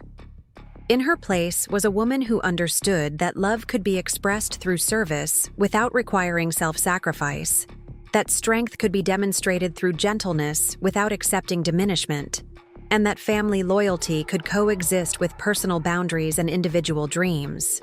The transformation hadn't happened overnight, but it was complete and irreversible. I was no longer someone who earned her place through usefulness or who measured her worth by others' approval. I was Elena Vasquez, a healthcare leader, a graduate, student, a beloved godmother, a partner in an equal relationship, and a daughter who had honored her father's memory by learning to honor herself. Dad's letter had given me permission to rewrite my story, but the actual rewriting had been my own work, accomplished through therapy, education, professional growth, and the gradual cultivation of relationships that valued my authentic self rather than my willingness to accommodate others' needs. As I drove through the quiet Phoenix streets toward my own apartment, my own life, my own future, I felt the deep satisfaction that comes from knowing you've not only survived a difficult chapter, but transformed it into wisdom that will guide every chapter that follows. The weeks following Ryan's wedding brought a transformation in our family dynamics that I could never have anticipated.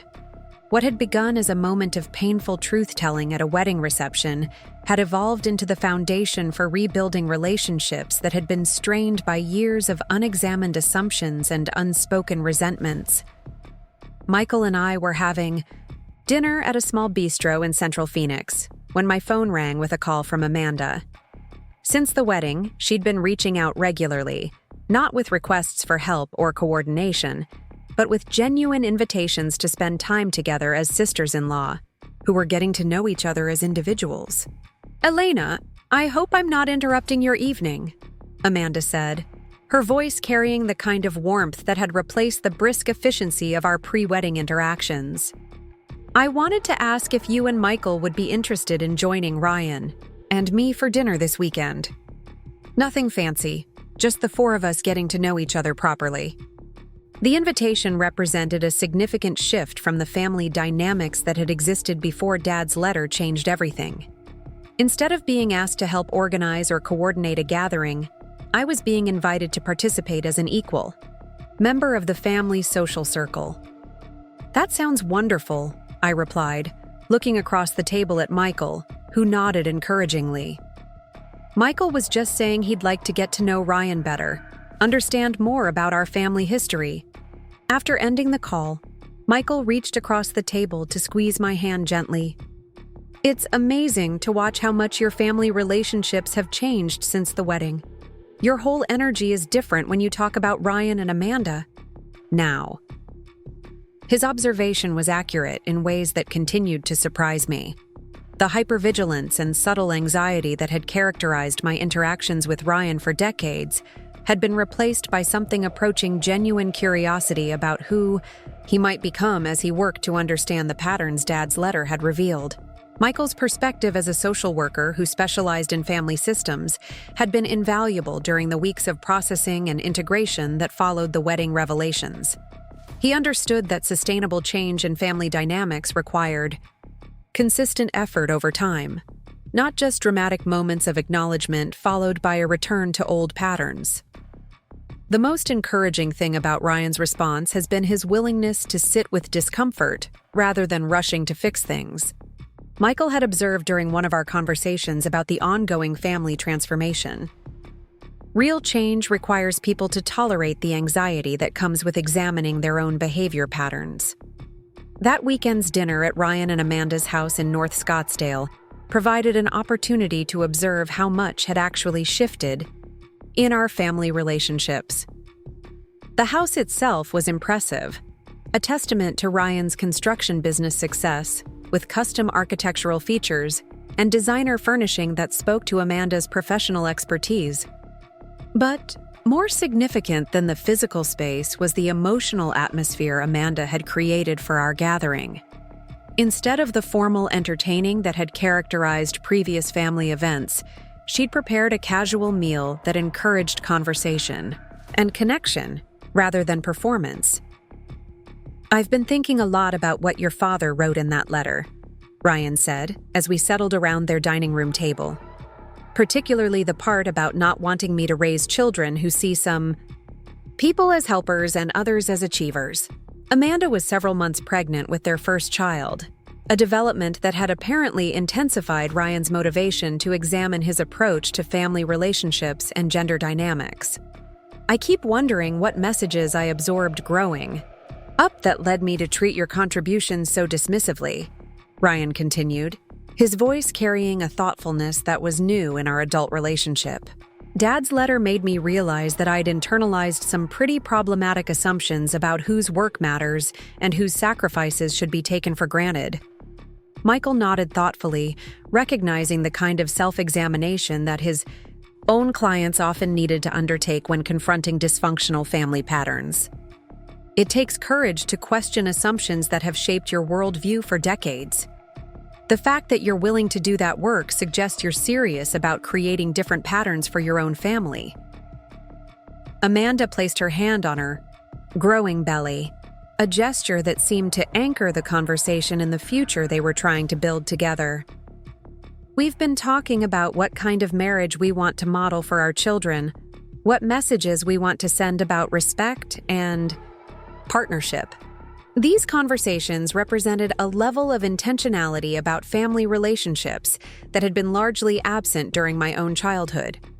Our parents had been loving but traditional in their approach to gender roles, with Dad as the provider, and Mom as the emotional caretaker who managed most family logistics. "I think one of the things Dad understood near the end was how those traditional patterns had affected both Ryan and me," I said, feeling safe enough in this new dynamic to share observations that would have been too threatening in our previous relationship. Ryan learned that his time and career were more valuable than mine, and I learned that my worth came from taking care of everyone else's needs. The acknowledgement hung in the air between us, a truth that was both painful and liberating to speak aloud in a setting where it could be heard without defensiveness or dismissal. "The inheritance wasn't just about money," I continued. encouraged by the thoughtful attention I was receiving from both Ryan and Amanda. It was Dad's way of saying that my choices had value, that the sacrifices I made for family were investments, rather than just expectations. Ryan's eyes filled with tears, an emotional response I'd rarely seen from him during our adult relationship. I never asked if you wanted to take care of Dad. I just assumed you'd handle it because you were the daughter and you had medical training. I never considered what it was costing you personally and professionally. His acknowledgement represented more than just an apology. It was recognition of the gendered assumptions that had shaped our family's response to Dad's illness. The expectation that I would naturally sacrifice my career for caregiving responsibilities while Ryan continued. Building his business success had seemed logical at the time, but Dad's letter had revealed the unfairness embedded in that logic. "What would you have needed from me during those years?" Ryan asked, the question revealing his genuine desire to understand rather than just to be forgiven for his past behavior. I considered the question carefully, recognizing that my answer could either reinforce old patterns of accommodation or help establish healthier expectations for our future relationship. "I would have needed you to understand that caregiving isn't something that comes naturally just because someone is female or has medical training," I said finally. "It's emotionally and physically exhausting work that requires enormous personal sacrifice. I would have needed you to acknowledge those sacrifices and to share the burden in whatever ways were possible for you." Michael squeezed my hand under the table, a gesture of support that reminded me I was no longer navigating family dynamics alone. Having a partner who understood the complexity of caregiving responsibilities and who valued my contributions gave me strength to speak truth that might have felt too risky in isolation. "I would also have needed you to see my professional background as an asset, rather than just a convenience," I continued. "My nursing education didn't make Dad's illness easier for me to handle emotionally. It just gave me clinical skills that helped with practical aspects of his care." Amanda nodded emphatically, clearly understanding from her own professional experience how expertise in one area doesn't diminish the emotional toll of applying that expertise in personal situations. "When I had to coordinate vendors for our wedding, I drew on my project management skills from interior design work," Amanda said. "But that didn't make the stress and responsibility any less overwhelming. I can only imagine how much more intense that would be when the project is caring for someone you love who's losing their cognitive abilities." Her comparison helped illustrate the point I'd been trying to make about the relationship between professional competence and personal emotional experience. Having relevant skills doesn't eliminate the human cost of applying those skills in high-stakes family situations. The conversation continued for several hours, covering topics that ranged from specific memories of Dad's illness to broader questions about marriage, parenthood, and the creation of family traditions that would honor different types of contribution and sacrifice. "I want our children to see both parents as equally capable of caregiving and equally responsible for family emotional work," Amanda said at one point, articulating values that would have seemed radical in our parents' generation, but felt essential for the family they were trying to create. Ryan nodded in agreement, though I could see him struggling to fully understand what implementing those values would require in practical terms. Like many men of his generation, he'd been raised with limited modeling of emotional labor and domestic responsibility, patterns that would require conscious effort to change. "Michael, what do you see in families where those kinds of changes are successful?" Ryan asked, recognizing that his perspective as a family systems professional could provide guidance for the transformation they were attempting. Michael considered the question thoughtfully before responding. "The most important factor is usually ongoing communication about expectations and responsibilities rather than assumptions based on gender roles or family history. Couples need to regularly check in about who's handling what aspects of family life and whether that distribution feels fair to both partners." His response highlighted the proactive nature of the work required to create egalitarian family relationships. It wasn't enough to simply reject traditional patterns.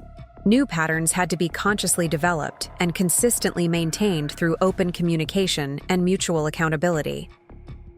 As the evening wound down and Michael and I prepared to leave, Amanda made a request that indicated how profoundly the wedding revelations had affected her understanding of family relationships. "Elena, I know this might sound strange, but would you be willing to be our child's godmother? Not in a religious sense necessarily, but as someone who could help guide their understanding of what it means to balance care for others with care for yourself." The invitation was deeply meaningful, but it also required careful consideration of the boundaries and expectations that had been problematic in previous family relationships. "I'd be honored to be your child's godmother," I replied, "but I want to make sure we're clear about what that means. I want to be someone they can count on for guidance and support, but I also want to model healthy boundaries and self-advocacy for them." Amanda smiled with obvious relief and gratitude. "That's exactly what I hope they'll learn from you. How to be generous and caring without losing themselves in the process." Ryan stood to embrace me, a gesture that felt different from the perfunctory hugs that had characterized our previous family interactions. This embrace carried genuine warmth and respect, the kind of affection that exists between people who see each other clearly and value what they see. "Thank you for having the courage to share Dad's letter at the wedding," he said quietly. It was embarrassing in the moment, but it was also exactly what I needed to hear. I don't think I would have understood any of this without that shock of recognition. Driving home through the quiet Phoenix streets, Michael and I processed the significance of the evening's conversations and what they revealed about the sustainability of the changes that had begun at the wedding reception. What strikes me most is how genuinely curious Ryan and Amanda seem about creating different patterns, Michael observed. "They're not just apologizing for past behavior, they're actively working to understand the systems that created those behaviors." His assessment aligned with my own sense that something fundamental had shifted in our family dynamics, rather than just surface-level politeness designed to smooth over the wedding confrontation. The months that followed brought a series of developments that confirmed the depth and permanence of the transformation that Dad's letter had catalyzed. Ryan began taking paternity leave planning seriously, researching policies and precedents that would allow him to share early childcare responsibilities equally with Amanda. Amanda invited me to several prenatal appointments, not as a nurse who could provide medical interpretation, but as a sister-in-law whose support and friendship she genuinely valued. These invitations represented a completely different approach to family relationships than the crisis-driven interactions that had characterized my previous experience. Most significantly, Ryan began making changes in how he discussed family dynamics with his business associates and professional network. Instead of compartmentalizing different aspects of his life, he started sharing accurate information about my background and contributions to our family. During a family barbecue several months after the wedding, I overheard him talking with one of his construction partners about work-life balance and family caregiving responsibilities. "My sister, Elena, is a charge nurse at Phoenix General," he was saying. "She took extended leave to care for our father during his final illness. It was an incredible sacrifice that I didn't fully appreciate at the time. Watching her navigate that experience taught me a lot about what really matters in family relationships." Hearing Ryan represent my choices accurately and respectfully to his professional contacts felt like a small miracle, evidence that the patterns Dad's letter had revealed were being actively addressed rather than just acknowledged. The birth of Ryan and Amanda's daughter, Isabella, brought another opportunity to observe how much had changed in our family dynamics. Instead of automatically expecting me to provide childcare support based on my nursing background and history of family caretaking, Ryan and Amanda approached the question of extended family involvement with intentionality and clear communication. "We'd love for you to be involved in Isabella's life as her godmother and aunt," Amanda said during one of our conversations about their childcare plans. "But we want to make sure that involvement feels rewarding for you rather than obligatory. We don't want to recreate patterns where family members feel taken advantage of." Her approach represented exactly the kind of conscious relationship building that Michael had identified as essential for sustainable change in family systems. Instead of operating from assumptions about family roles and responsibilities, Ryan and Amanda were creating explicit agreements about expectations and boundaries. I found myself genuinely excited about the prospect of being involved in Isabella's upbringing in ways that honored both my desire to contribute to family life and my need to maintain individual identity and professional commitments. "I'd love to be a regular presence in Isabella's life," I replied. "And I appreciate that you're asking about my preferences rather than just assuming what my involvement should look like."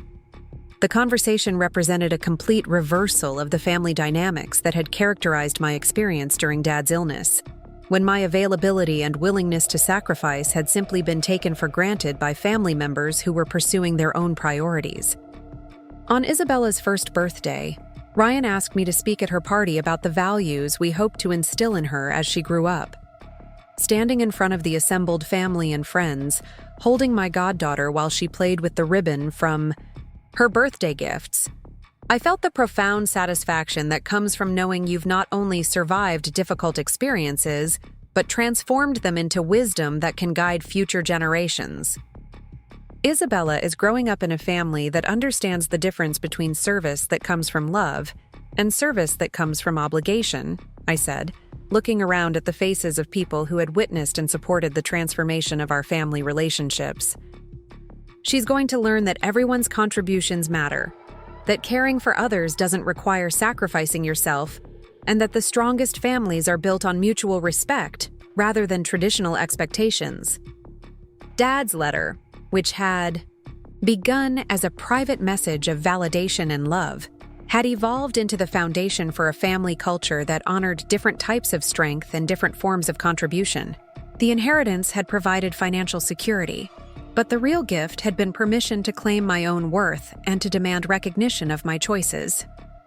As Isabella grew from infant to toddler, I watched Ryan and Amanda implement the values they'd committed to during those difficult conversations following the wedding revelation. They shared childcare responsibilities equally, made professional sacrifices that supported their partnership rather than prioritizing one career over another, and talked explicitly with Isabella about different ways that people contribute to family life. During one visit when Isabella was 2 years old, she pointed to a photograph of Dad that sat on Ryan and Amanda's mantelpiece and asked who the man in the picture was. "That's your grandpa Miguel," Amanda explained gently. "He died before you were born, but he taught your daddy and Aunt Elena very important lessons about love and family." Isabella considered this information seriously, as toddlers do when processing new concepts about the people who shape their world. "What did he teach them?" she asked with the directness that makes conversations with small children both challenging and illuminating. Ryan knelt down to Isabella's eye level, taking the opportunity to share family history in ways that reinforced the values he and Amanda were working to instill. "Grandpa Miguel taught us that taking care of people we love is very important work," he said simply. "He taught us that everyone in the family should be appreciated for the different ways they help and care for each other." The explanation was age-appropriate, but also profound in its simplicity, capturing the essence of what Dad's letter had revealed about family relationships and the importance of recognizing different types of contribution. As Isabella nodded solemnly and returned to her toys, I felt Dad's presence in the room in a way that was both comforting and inspiring. He'd found a way to influence his granddaughter's understanding of family values, even though he'd never had the opportunity to meet her. His wisdom transmitted through the transformation his letter had created in our family dynamics. The evening of Isabella's second birthday party, as I was helping Amanda clean up after the celebration, she shared something that brought tears to my eyes.